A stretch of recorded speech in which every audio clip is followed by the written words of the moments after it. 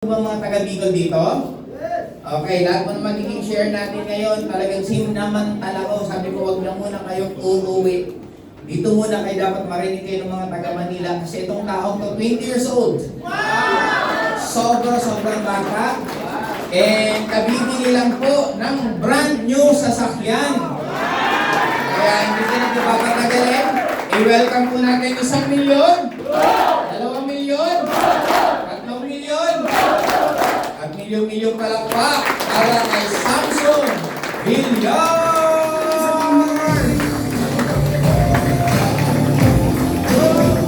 Yan nagpapalakpak nyo! Yun!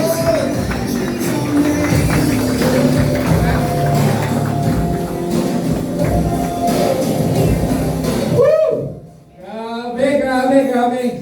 Talagang feel na feel ko po yung energy ng head office natin. Kaya palakpakan naman po natin! Grabe. Kunting kwento lang. It's my first time po sa buong buhay ko na makapagsalita ng ganito kadami yung nakikinig sa akin. Talagang at the age of 20 years old, talagang dati naiisip ko lang siya kasi walang ibang idol yung meron ako ni si Sir Joseph Limpo. 16 years old pa lang po, nanonood ako ng vlog niya po. Malapanan po natin. Talagang isa po ako sa lumaki sa mga wisdom po ni Sir Joseph Limpo. Kaya palakpakan naman po natin. Okay, so magpapakilala po ako sa inyo. Sige po. Ay habang inaayos po ng tech natin yung ating slide, patapik muna po ng kasama nyo. Patapik muna. Handa ka na ba makinig? Ayun, patapik muna. Kasi kahit ako na mag-i-speak, talaga excited ako. Tsaka na-inspire ako sa mga susunod pa na mga share natin, hindi lang sa akin. Okay? So yun, habang naghihintay tayo. Or at least makilala nyo po ako. Isa lang din po ako sa mga estudyante talaga na maaga namulat sa buhay. Okay? So, yun. Okay, tingnan. Palakpakan po natin. Ayun.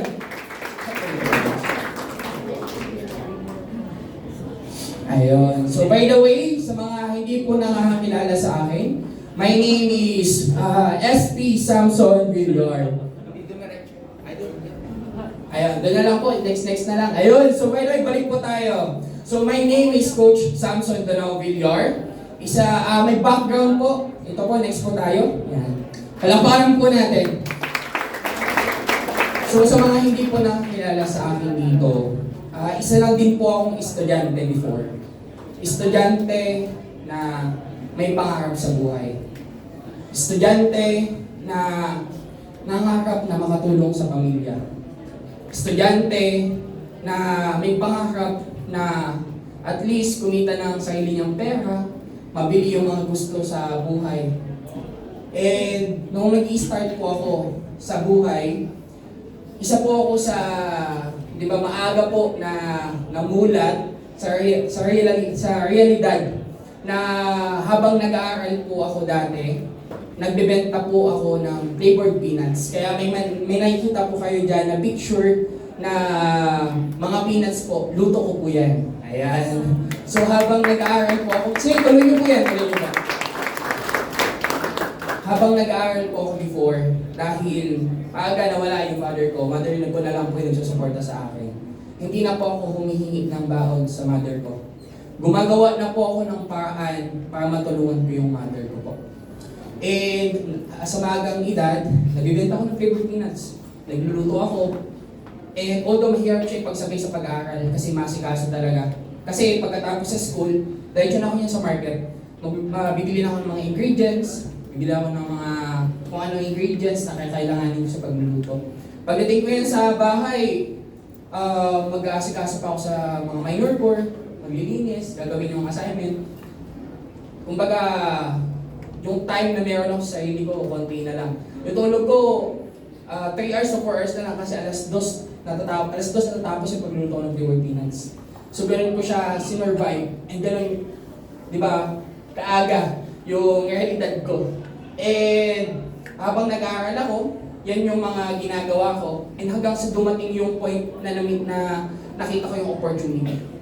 Isa ako sa mga talagang nag-idolize kay Mentor Joseph Lim. Isa talaga ako sa mga, kumbaga, produkto ng mga vlog niya po. Ayan, kaya palaparan po natin. Kasi talagang isa po ako sa nakadiscover ng online opportunity na to. Nung na-meet ko po siya, ito po yung itsura ko po. Tingnan niyo po. Next po tayo. Ito po yung itsura ko po nung na-meet ko po yung opportunity. Nung una talagang hesitant pa ako kasi online ko lang siya nakita. Kaya napakaswerte po ninyo kung face-to-face niyo po siya nakikita. Kasi ako dati online ko lang po. Medyo hesitant pero nung naintindihan ko po yung opportunity, isa po ako sa kaagad nag-full time. Nakikita niyo po yung gamit ko po na yan. Ayan po yung gamit ko po nung nag-full time po ako. And imagine niyo po, from Masbate pa po ako. So sino dito mga taga Masbate po? Wow! Ayo kabayan. So, imagine nyo po from Masbate, and nag-full time po ako. Pumunta po ako ng Bicol, 17 years old po. Imagine nyo po yun. Tapos imagine nyo po, na at the age of that, isa po ako sa nag-full time, yung mga ginagamit ko sa accounting, kasi EBM po ako, Business Management and Accounting. Ang ginagamit ko ng mga columnar na ginagamit sa school, ginamit ko na lang na notes dito sa negosyo. So maaga ako na nagsimula, kaya talagang makikita nyo may charger pa dyan, may headset. Ito po, it shows na wala talagang overnight success. Na hindi ka agad-agad magkaka-resulta ka. So dito po, pagdadaanan nyo po siya, pero sa mabilis po na paraan dahil po sa tulong ng kumpanya natin na given na po lahat ng sistema. Kaya palapakan naman po natin. Ang malupit pa po dito is sinong matinong tao yung magpipicture ng ganitong side ng buhay niya. Diba? So ako dati po, pinicturean ko po siya. Ginawa ko na lang po siyang motivation. Nung nag-start po ako, in-charge ko yung charger ko kasi hindi na talaga magagamit. Wala kasi talaga akong pambili pa that time. And yung headset ko siya na po gumagana. Pero kumakausap po ako everyday. Kumakausap po ako. Nung una, hindi ko tinitignan yung resulta na meron ako. Tinitignan ko kung ano yung improvement na meron ako. The moment sa everyday execution na ginagawa ko. So hindi ko tinitignan yung present ko, tinitignan ko po yung future na kung ano yung mangyayari sa akin the moment na tinuloy-tuloy ko po siya. And from that kind of person, isa po ako sa produkto ng Ascender International na isa po sa natulungan ng negosyo po natin. Kaya next po tayo. Palapakan po natin. Isa po ako sa, kumbaga, hindi ako makapaniwala na from that kind of student na talagang ako, dito ko po na pili yung first ever iPhone ko po na worth 48,000 na galing po sa sarili ko pong pinaghirapan. Dito ko din po na experience na makapag-travel, na-experience yung mga bagay pinapangarap ko lang dati. Nakala ko imposible. Pero the moment pala na lumabas ka sa comfort zone mo, doon sa lugar na akala mo nag-grow ka pero hindi, the moment na lumabas ka doon, ibibigay ni Lord yung mga tamang tao na makakatulong sa'yo, na mag-guide sa'yo para makuha mo yung better version ng sarili mo.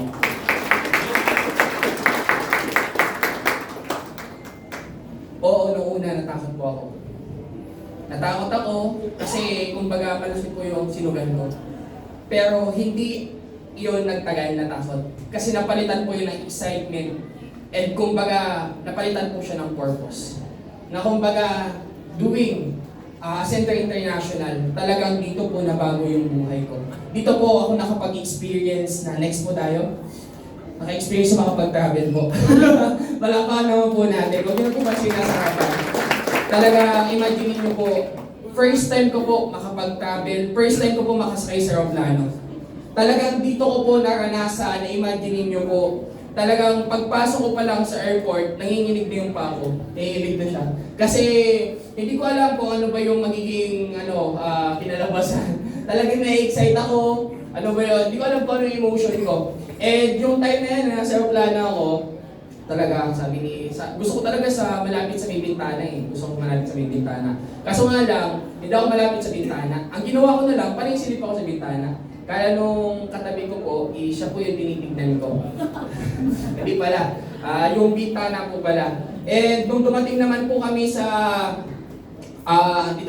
dumating na po kami sa 5-star hotel. Imagine niyo po, it's my first time. 20 years old pa lang po ako, pero naka-experience na po ako makapag-travel sa Boracay na all expenses paid. Palapakan po natin. Dito lang po yan.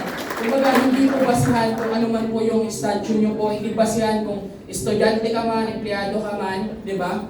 Dito po, wala pong pinipiling edad. The moment na sinipagan mo, in-achieve mo yung mga, promo ng company, ibibigay sa iyo ni company yung the best para sa iyo. Imagine nyo, 4 days and 3 nights, and naka-experience po ako dito na makaligo sa 5-star hotel. Ito yung kwento ko po.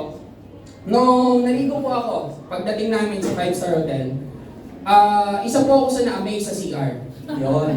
Isa ako sa na-amaze sa CR kasi yung CR nila malupit. Pag CR ko, pagbukas ko ng shower, ang init. Talagang hindi siya yung usual. Ang init niya kasi umuusok siya. Kala ko that time, natural lang siya kasi alas 2 ako naligo. Kala ko natural lang siya na init. Nung habang tumatagal, sobrang usok na niya. Talagang pwede ka na magkape. Nakita ko nga yung sa Milababo, may baso. Parang dito sila kumukuha pang kape. Tapos, ang ginawa ko that time, pinabayaan ko lang siya. Pinabayaan ko, nagsapon ako. Hanggang sa dumating yung point na hindi ko na kaya yung init. Pina-switch ko siya sa cold, hindi ko ma-switch sa cold. Kasi wala siyang nakalagay na obvious na blue and red. Obvious na nakikita natin sa Airbnb, sa McDo, Jollibee, gano'n. Wala siya nakalagay. Ganun na ganun ako. Hindi ko talaga siya ma-open sa cold. Alam niyo po ginawa ko para makabanlaw? Sino po nakakaalam anong ginawa ko para makabanlaw? Ang ginawa ko po, so lumabas ako sa shower, pumunta ako sa may inodoro, nagbilig po ako. Ganun po ang ginawa ko. Palapakan niyo naman po. First time ko po mga experience sa 5-star hotel. Hindi ko 20 years old po. Di ba? Imagine niyo po, wala po kamong tapos imagine niyo, hindi lang yun. Pagkatapos ko po magbanlaw, nagpunas po ako. Kinuha ko po yung towel. Kala ko towel, hindi pala. Kahapo pala siya. Opo. Akala ko kasi towel. Kasi nung tinignan ko, ang linis niya, nasa taas siya. Tapos kinuha ko, pinunas ko sa mukha ko. Pagtingin ko sa floor, magkamukha. Sabi ko, huli na yung lahat. Napunas ko na. Imagine niyo yan ako. Talagang palampakan naman po natin, di ba? Imagine yung experience, tapos ito talaga yung the best. Talaga sa Gen Z, para to sa inyo, imagine ako pag yacht party po kami. Dati pangarap ko lang yan. Tuwang-tuwa ako kapag nakakita ko ng mga nagbabayar na video nasa yapi. Kasi may mga nagsasayawan, nakapang 1 piece, 2 piece, tapos grabe talaga yung experience. Dali, imagine niyo po yun na talagang dati, gusto ko na makapunta dito. It's part of, kumbaga, maging lifestyle ko siya na gano'n na makapag-experience ng ganung experience. And ang malupit dito, kasama pa po natin yung mga founder. Kaya imagine nyo yan, nasa promo na nakit mo, kasama nyo yung mga founder yung nag-i-enjoy. Na dati pangarap ko lang na makasama si Sir Joseph Lim. Dati, gagawa pa ako ng video Finding Mentor Joseph Lim sa Bicol. Talaga, iba talaga yung ginagawa, iba talaga yung power ng law of attraction. Dati, pangarap ko lang siya ngayon, reality ko na po. And dito ko na-experience na napaka-giver ng company. Matutulog ka, paggising mo, kakain ka na lang. And yung pagkain, mas madami yung pagkain kaysa sa mga kakain. And lahat ng pagkain talaga, grabe. Ang sasarap, maliban doon, yung party namin, talagang na-enjoy ko po lahat sa Boracay. Grabe po yung experience ko na sabi ko, babalik ako dito. Pero hindi ako babalik mag-isa. Babalik ako kasama yung grupo ko. And isa pa po yan sa mga resulta ko po. Next po tayo. Okay, so, yan. Palakpakan naman po natin.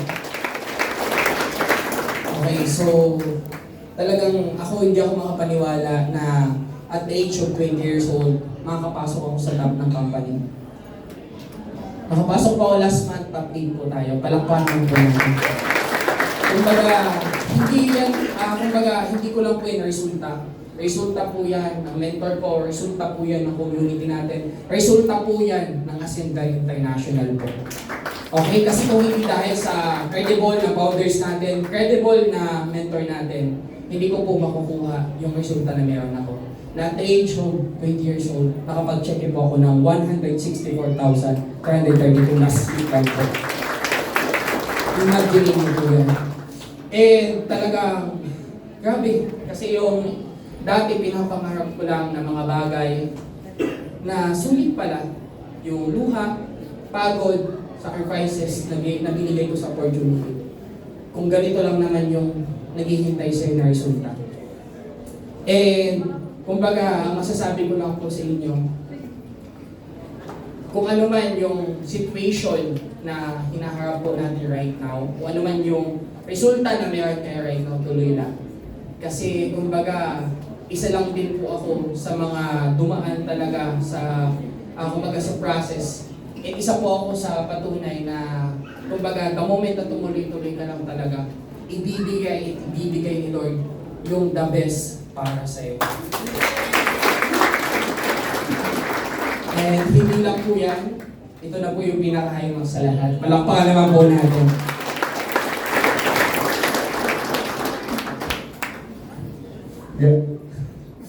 Grabe, talagang nalala ko po lahat ng ayan. Nalala ko lahat nung nagsisimula ako. Sorry po. Talagang nag-flashback sa akin lahat ng talagang thankful ako. Palapahan po natin. Thankful ako sa meron ako right now. Na kung hindi dahil sa Ascenda International, talagang isa po ako kasi sa ako lang yung pupuan sa sarili ko. And kumbaga, ang laking achievement po nito sa akin. Thankful ako sa mga tao na tinawanan ako, nagsisimula ako. Thankful ako sa mga tao na nag-reject sa akin. Thankful ako sa lahat ng mga tao na kilala ko. Kasi ito po yung resulta ng mga nangyari. Ito po yung resulta ng mga tao. Ang mga dapat kayo palaran ka, ngayon nagpo-congratulate na po sa inyo. Talaga, isa po ako sa mga talagang hindi ako makapaniwala na at age of 20 years old, nakapaglabas tayo ng sasakyan. And thank you so much talaga sa expo tayo. Sa mentor ko, Mentor May Camino! Mentor Dan Camino. Alaparan po natin. Talagang isa po sila sa nag-guide sa akin. Hindi lang po ako tinuring na kumbaga downline. Pero tinuring po ako nilang pamilya. Pamilya na, alam niyo po yun, talaga lahat is tuwing may event sa family, kasama kami, lahat kabali-bali. Tapos lahat ng mga, kumbaga, mga mentoring, lahat. Kumbaga, hindi lang po talaga negosyo yung meron po sa pag-mentor ni Mentor Wayne, kundi ituturing ka talaga niya ng pamilya. And right now, talaga, imagine niyo po, hindi lang ako may sasakyan. Nagkaroon pa po ako ng worth almost 10,000 na sapatos. Bigay po ni Mentor Wayne and Mentor Dan. May imagine niyo po, may sasakyan ka na, may sapatos ka pa na free. Talagang hindi ako speechless na ako kahapon kasi may sasakyan na ako. Tapos hindi pa rin pumapasok sa kita ko na may sasakyan na ako. Kasi nung sinabi nung isang kasama ko, yung sasakyan mo naka-park doon, may sasakyan pala ako. Parang hindi pa siya pumapasok sa isip ko. And imagine niyo yun, hindi pa nga pumapasok sa isip mo yung sasakyan mo, may sapatos ka pa na bigay sa'yo ng mentor mo. Palakpakan naman po natin. Talagang thankful talaga ako sa kung ano yung meron ako as of now. And next po tayo, kumbaga hindi ko po yan makukuha kung hindi dahil din sa community natin. Yung community po namin na Exodia Empire, palakpakan naman po natin. Talaga, hindi lang po negosyo, kundi pamilya din po kami dito na ang kagandahan, nagtutulungan, ang kagandahan po dito, napakaganda po ng environment. Kumbaga, almost 50% of my success is nanggaling po sa community. Kasi sabi nga po nila, kung sino man yung lagi mong kasama, yun din yung magiging ikaw. And ang kagandahan po dito, napunta po ako sa tamang community talaga na hindi lang negosyo, kundi pamilya po. And isa po ako sa napaka-grateful na nandito po ako sa Exodia Empire. And that also, meron din po tayo. Next po tayo. And also, thankful po ako. Ito po, thankful po ako super sa company po natin, Nasenja International. Walang pangalan po natin. Kasi, thank you so much, Mr. Joseph Lim. Thank you so much, Sir Jurgen. Thank you so much, Sir Nico Imson. Ma'am Francisca Pujen. Sir Jen Estrella. Kumbaga, Sir Ella pala, sorry po. Sir Jen, Sir Ella, thank you so much po. Kasi, this is not just a company, but a company, a purpose-driven company. Hindi lang po kumpanya yung tinayo niyo po, Mentor Joseph Lim. Kumbaga, ito po ay isang tahanan ng pangarap ng mga Pilipino. Isa po ito, kumbaga, puntahan ng mga may pangarap talaga sa buhay. And I'm so thankful kasi nagkaroon ako ng privilege na maging part po nito. And super excited po ako sa mga tao na susunod po sa akin sa resulta na meron po ako. And talagang dito po, yung imposible para po sa inyo, posible po siya dito po sa negosyo po natin. And talagang, alam niyo po, isa po ako sa mga, noong una, talagang hindi po ako, alam mo, agad-agad na, ayun. Palapanan po natin. So, thank you. At talagang nagpapasalamat ako sa company na kulang yung words para magpasalamat kasi. And ang masasabi ko na lang talaga, kumbaga sa lahat ng mga nakikinig po sa akin, na kung nagawa po ng 20 years old, alam ko po na kayang-kaya nyo po. Sa lahat ng mga kabataan, sa lahat ng mga kabataan po na nangangarap sa buhay, di ba? Kumbaga, sumubok lang kayo. Lakasan niyo po yung loob niyo. Kasi susubukin po kayo para sa mas magandang buhay na gusto niyo. And sa lahat naman po ng mga na edad na or papunta pa lang sa edad nila, talaga hindi pa po huli na ang lahat para mangarap ka po ulit. Mangarap ng mas malaking pangarap na gusto mo. And sa lahat po ng mga lumalaban sa buhay, sa mga tao na na-reject pa ng iba, sa lahat ng tao na naka-experience pa ng mga bagay na akala nila, nagda-doubt na sila sa sarili nila. Kumbaga, isa po ito sa patunay na the moment na hindi ka po sumuko sa pangarap mo, ibibigay at ibibigay ni Lord yung pangarap mo. Amen.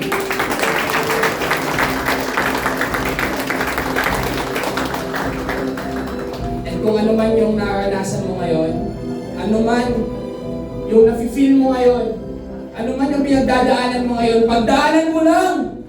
Kasi bakit? Piniprepare yung ni Lord, yung buhay na pinapangarap mo. Na kung nagawa niya sa buhay ko, kaya-kaya niya rin sa buhay niyo! And yun lang, babalik ko po sa ating Sir Joseph Lim!